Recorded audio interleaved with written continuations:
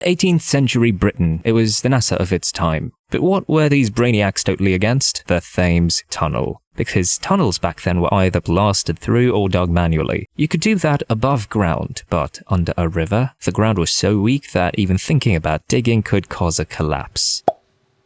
Explosives? Well, that would just bring a waterfall crashing in instantly. Literally, no one had ever built a tunnel under a river before. Engineers were like, nope, not happening. But guess what? People kept pushing for it. Why were they so obsessed with this tunnel idea? Money. Britain was killing it on the world stage, and London was the hub of global shipping. The Thames River was packed with hundreds of ships passing through every single day. There was even a joke that you could basically walk across the river just by hopping from ship to ship. The traffic jam of ships was insane. In fact, it was faster to ship cargo to Scotland than to get it across the river. So people were like, we need a tunnel. But wait, why not just build a bridge? Simple, right? They already had bridges, but they were so jammed up they might as well have been parking lots. And oh yeah, the ships had sails over 100 feet tall, so any new bridge would have to be ridiculously high. The ramps leading up to it would stretch for miles. Not exactly practical. So tunnel time it was. But here's the kicker. It was near impossible. The government offered a reward and 49 different designs came in, but all of them were rejected. Even the best engineers of Britain couldn't crack it. It was a nightmare project. That's when this guy,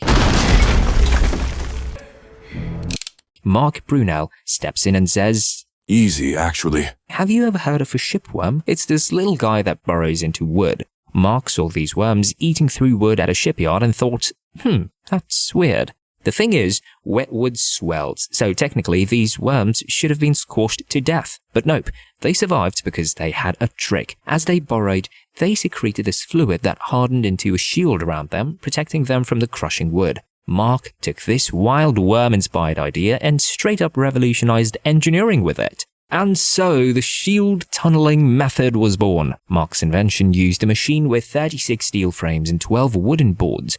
Workers would dig about 4 inches of earth at a time, starting from the top and working their way down. After the bottom was dug out, the machine moved forward 4 inches.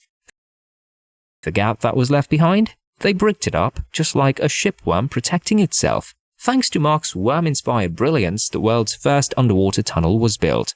The American Society of Civil Engineers recognized that this tunnel has the highest level of waterproofing, even compared to existing tunnels in the UK. Mark Brunel drew inspiration from a tiny worm, but this method was pure genius. He had a son, and that son was none other than Isambard Kingdom Brunel. Isambard inherited his father's brilliance and became Britain's equivalent to someone like Edison or Henry Ford in the United States. And Mark Brunel's method is still in use today. Yeah, thanks.